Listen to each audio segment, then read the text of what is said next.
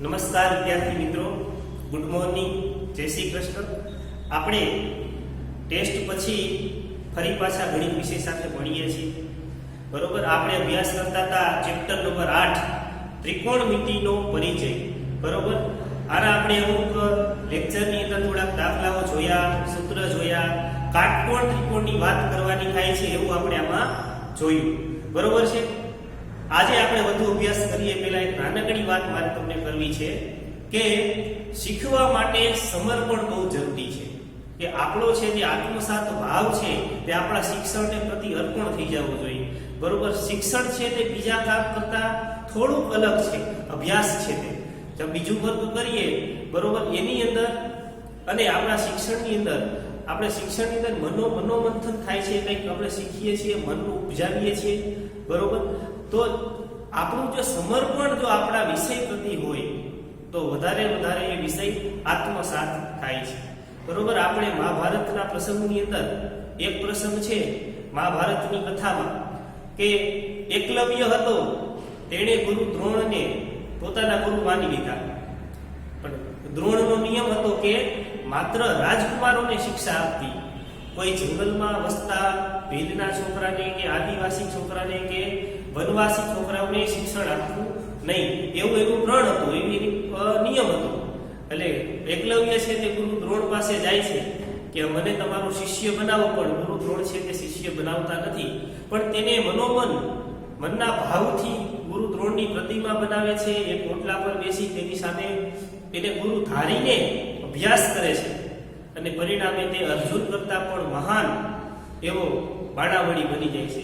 પરિસ્થિતિ એવી થાય છે કે એક સમયે જ્યારે કૂતરાના મોંમાં, તમે કથા સાંભળી હશે, એક કૂતરાના મોંમાં એકલવ્ય એવી રીતે બાણ મારે છે કે એના મોંમાં ઈજા થતી નથી અને મોઢું આખું કૂતરાનું બાણથી ભરાઈ જાય છે. જ્યારે ગુરુ દ્રોણ આ કૂતરાને જોવે છે તો કે આવો મહાન બાણાવળી કોણ છે કે તેને કૂતરાને ઈજા ન થાય એવી રીતે એના મોંમાં બાણ માર્યા. જ્યારે એને ખબર પડે છે કે આ બાણાવાળી બીજું કોઈ નહીં પણ એકલવ્ય છે, ત્યારે તે એકલવ્ય પાસે જઈને ગુરુ દક્ષિણા માંગે છે કે તું મને ગુરુ દક્ષિણા આપ. તે મને જો ગુરુ માન્યો હોય તો ગુરુ દક્ષિણા દે.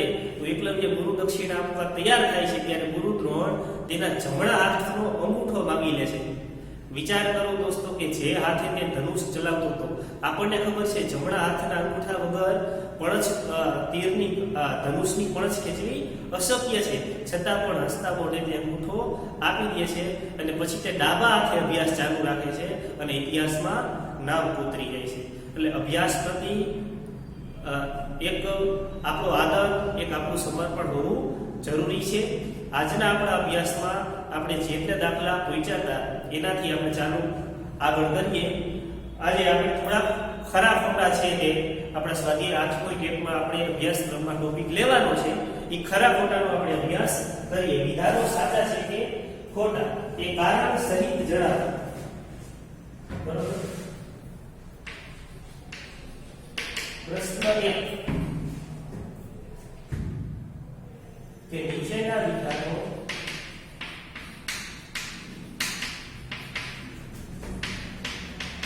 સત્ય છે કે અસત્ય તે કારણ આપી જણાવો. બરોબર, એની અંદર પેલું tan નું મૂલ્ય હંમેશા 1 કરતા ઓછું હોય છે.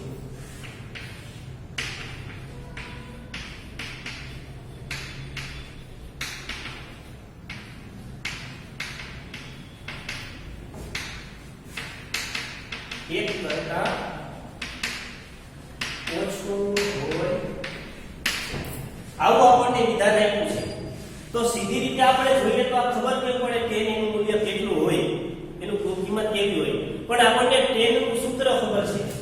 બરોબર, તો આપણને ખબર છે કે tan એટલે ખબર પડે આપણે કે સામેની બાજુ છેદમાં પાસેની બાજુ.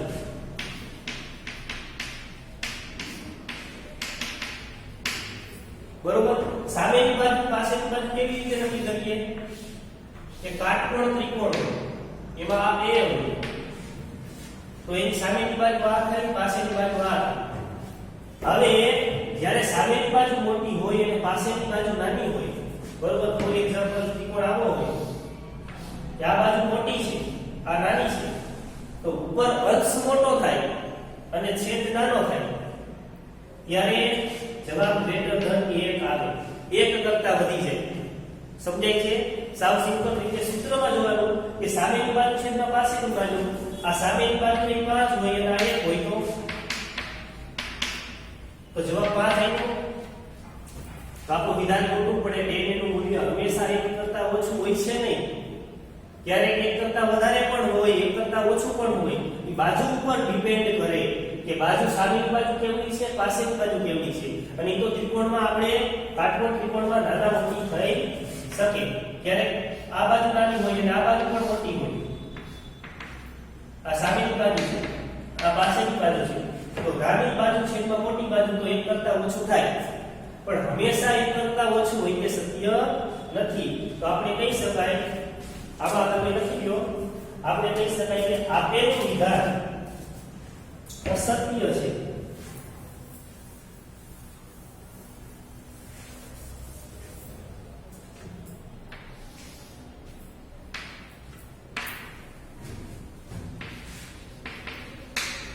આપેલું વિધાન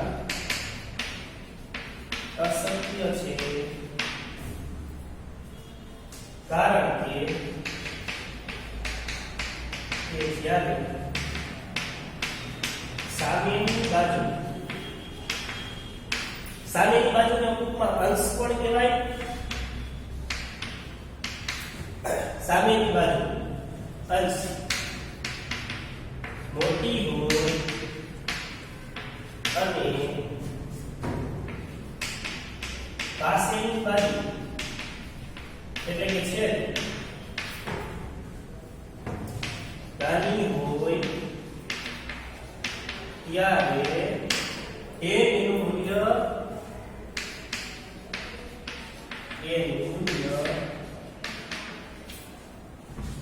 1 કરતા વધારે થાય.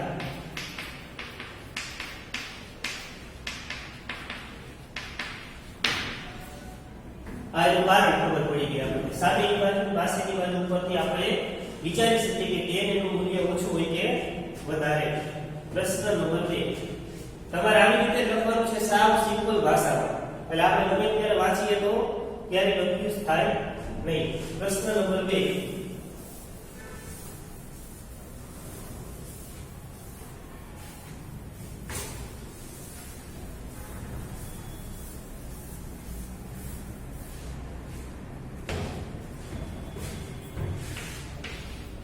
એ માપવાળા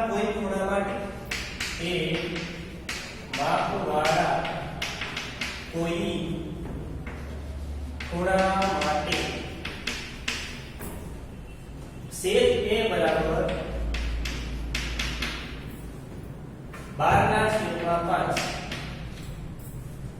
સત્ય આવતા. આ સત્ય છે કે અસત્ય?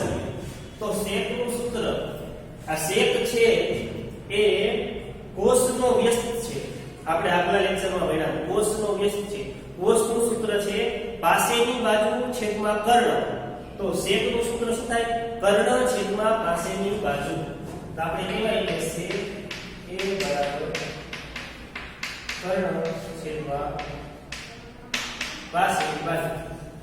તો 12/5 તો કર્ણ મોટો અને પાસેની બાજુ નાની, આવું હોઈ શકે? તો આ હોઈ શકે. આ 12 અને આ 5 હોઈ શકે? હા, તો હોઈ શકે. તો આપેલું વિધાન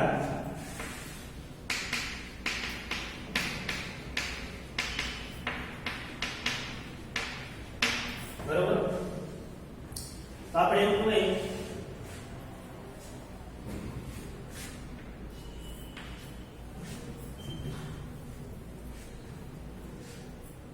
કે કર્ણના છેદમાં પાસેની બાજુ આ હોઈ શકે.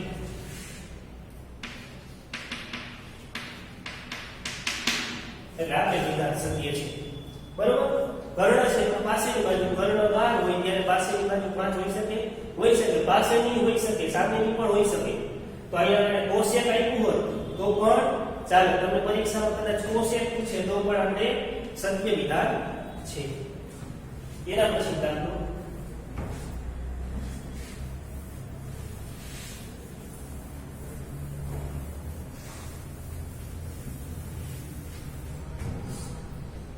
ખૂણા એના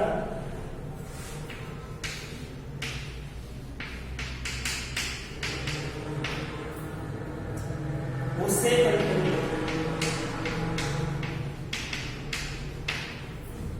સંક્ષિપ્તમાં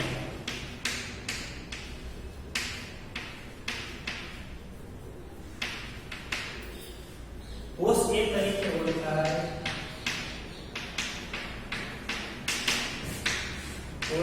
છે.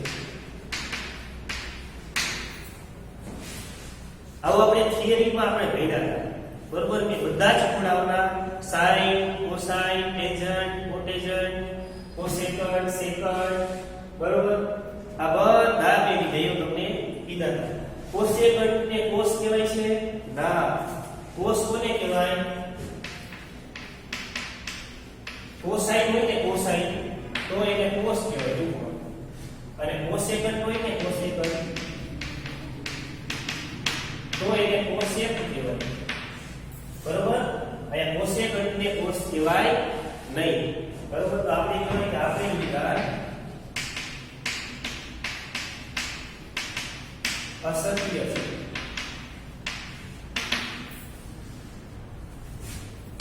કારણ કે આવું હોય કારણ બરોબર. કોસાઇન હોય તો કોસ કોસેકન્ટ હોય તો કોસેક બરોબર છે. નેક્સ્ટ ક્વેશ્ચન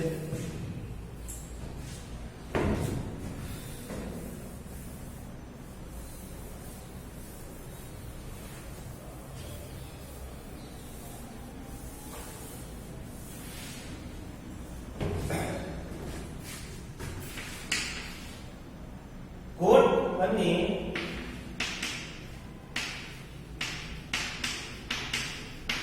એનો ગુણાકાર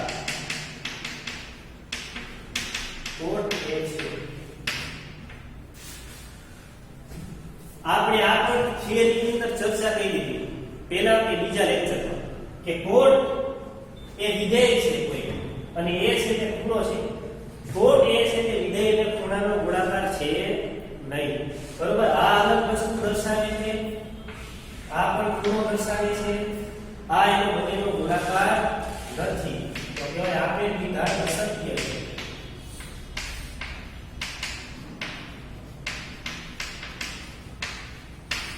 બરોબર. આપણે કહી શકીએ કે કોટ એ વિધેય વિધેયને ફંક્શન પણ કહેવાય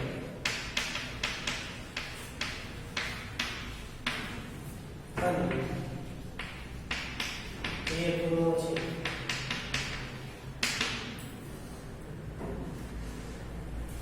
વિધેય એટલે ગણાય કે વિધેય એટલે શું સર વિધેય એટલે બીજું કાંઈ નહીં કે એની અંદર કાંઈક વસ્તુ આપણે મૂકીએ અને આપણને બીજી કઈ કિંમતો મળે એવા બધાને ફંક્શન કહેવાય. જેમ કે આપણે બહુપદી કેમ કહેવાય બહુપદી આપણે પોલિનોમિયલ હોય p(x) બરાબર કંઈક હોય ઈ એની અંદર તમે કંઈક બીજી વસ્તુ મૂકો એની અંદર એકડો મૂકો તો કંઈક જવાબ મળે બગડો મૂકો તો જવાબ મળે ઝીરો મૂકો તો કંઈક જવાબ મળે.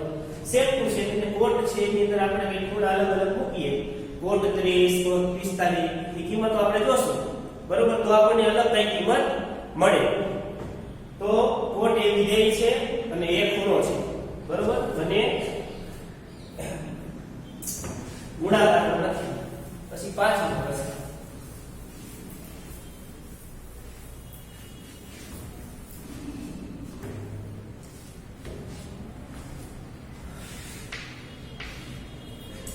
થીટા માપવાળા કોઈ ખૂણા માટે sin થીટા બરાબર 4/3 શક્ય છે. આ વિધાન સાચું કે ખોટું? તો sin થીટા નું સૂત્ર આપણને આવડે છે કે sin થીટા એટલે સામેની બાજુ છેદમાં કર્ણ છે તો અહીંયા 4 હોય અને અહીંયા 3 હોય તો સામેની બાજુ હોય માનો કે આ કાટકોણ ત્રિકોણ છે આ ખૂણો થીટા છે તો સામેની બાજુ 4 અને કર્ણ 3 જ્યારે સામેની બાજુ હોય એના કરતા કર્ણ મોટો જ હોય નાનો હોય નહીં આવી રીતે હોઈ શકે નહીં કર્ણ નાનો હોઈ શકે નહીં તેથી કહેવાય કે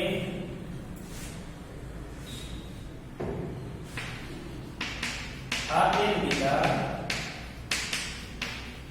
અસત્ય છે એટલે કહેવાય કે કાટકોણ ત્રિકોણમાં કારણ કે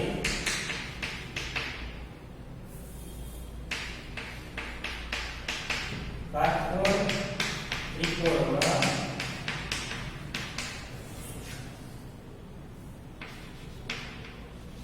બાજુ કરતા કર્ણ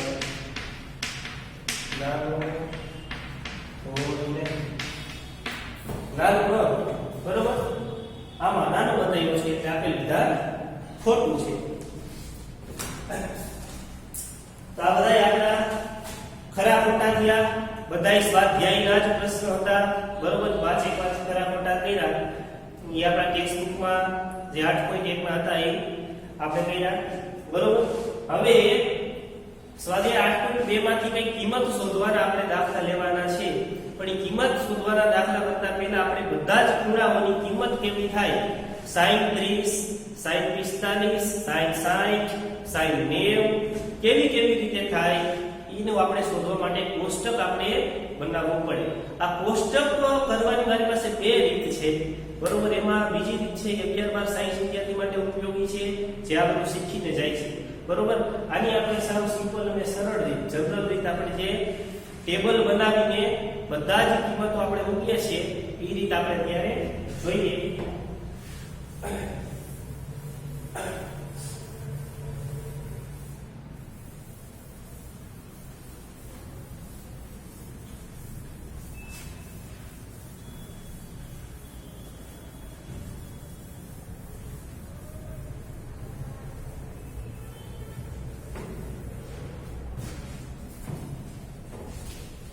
અહીંયા આવશે ખૂણો માનો કે ખૂણો એ છે 0 નો 30 નો 45 નો 60 અને 90 બસ આટલા ખૂણા આપણે લેવાના છે 10 20 કેવા કઈ ઉપયોગી લેવાના નથી તમારે આગળ જતા ત્યારબાદ સાયન્સમાં ઉપયોગી આવશે અત્યાર સુધીમાં મેન આટલા ખૂણા છે 90 60 45 30 અને 0 બરાબર હવે અહીંયા બધા વિધેય લખી નાખો ये sin के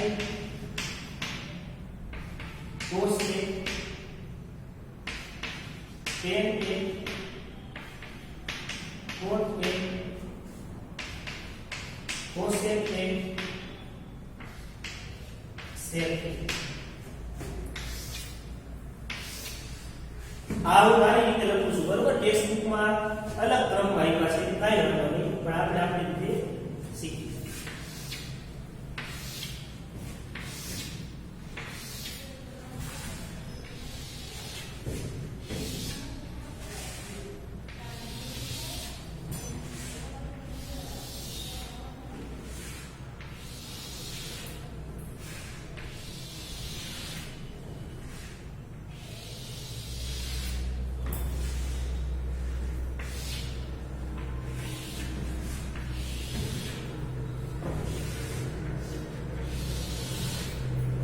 બરોબર આ આપણે ટેબલ બનાવ્યા ટેબલની અંદર sin 0 ની કિંમત કેટલી થાય sin 30 ની કિંમત કેટલી થાય sin 45 ની કિંમત કેટલી થાય આ ટેબલ આપણે બનાવતા અત્યારે શીખીએ છીએ બરોબર સૌપ્રથમ તો ઉપર 0 1 2 3 અને 4 મૂકી દેવાના શું 0 1 2 3 ને 4 પછી બધાયના છેદમાં 0 લખવાના બધાયના છેદમાં 4 લખવાના 1 અહીંયા 4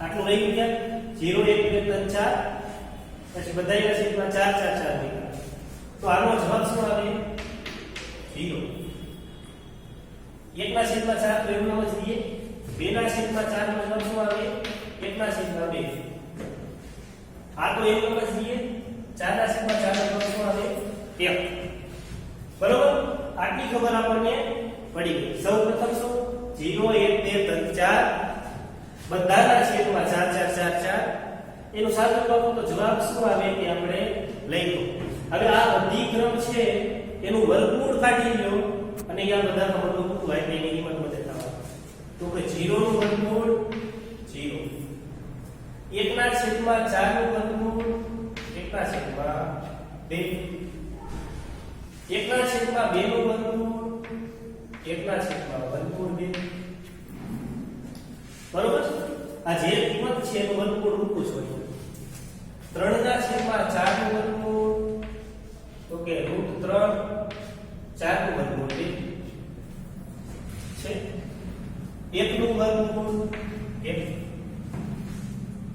આપણે બધી કિંમતો sin મળી ગઈ તો sin સ્ક્વેર તો sin 20 તો 1/2 sin 45 તો 1/√2 sin 60 તો √3/2 sin 90 તો 1 બરોબર હવે આ sin છે એની લાઈન લખી એ ઊંધેથી ચાલુ કરો એટલે cos ની લાઈન લઈ જશે અહીંયા એકડો છે તો એકડો અહીંયા √3/2 અહીંયા આ વચ્ચેનું છે તો વચ્ચેનું કંઈ રહેશે આ 1/2 તો અને આ 0 રિવર્સ કરી દઈએ 0 આ બધું હતું તે આગળ થયું 0 1/2 1/2 √3/2 ને 1 સમજાય તો બે કિંમતો મળી ગઈ sin અને cos હવે tan ની કિંમત કેવી રીતે મળે તો આના છેદમાં આ મૂકો તો tan મળે કારણ કે tan નું સૂત્ર છે sin ના છેદમાં cos θ શું છે sin θ ના છેદમાં cos θ બરોબર તો sin ના છેદમાં cos એટલે 0 ના છેદમાં 1 રાખો તો જવાબ આવે 0 આ 1 ના છેદમાં 2 અને એના છેદમાં √3/2 બરોબર તો બગડો કેન્સલ થાય તો 1/√3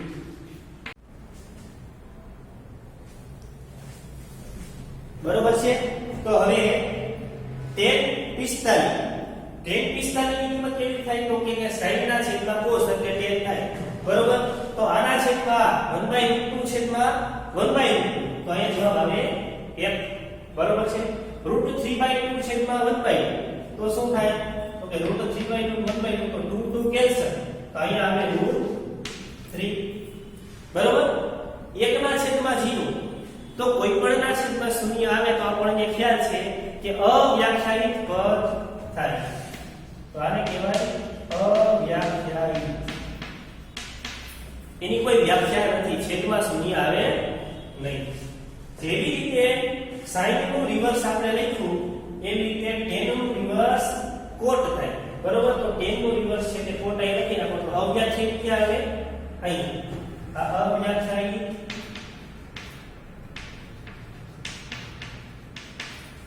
પછી √3 પછી 1 પછી 1/√3 અને પછી 0 બરોબર તો sin cos tan અને cot આ ચાર આપણને વિધેયની બધી કિંમતો મળી ગઈ હવે બે કિંમત બાકી રહી તો રે cosec તો cosec શું છે તો કે cosec એ છે કે sin નું વ્યસ્ત છે sin ને હું દૂર કરો તો cosec મળે તો આપણે આ બધું 1 ના છેદમાં મૂકો 1 ના છેદમાં 0 મૂકો તો અવ્યાખ્યાયિત થઈ જાય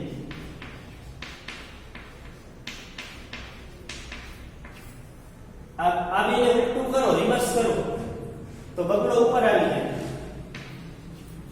આનું રિવર્સ કરો તો √2 ઉપર આવી જાય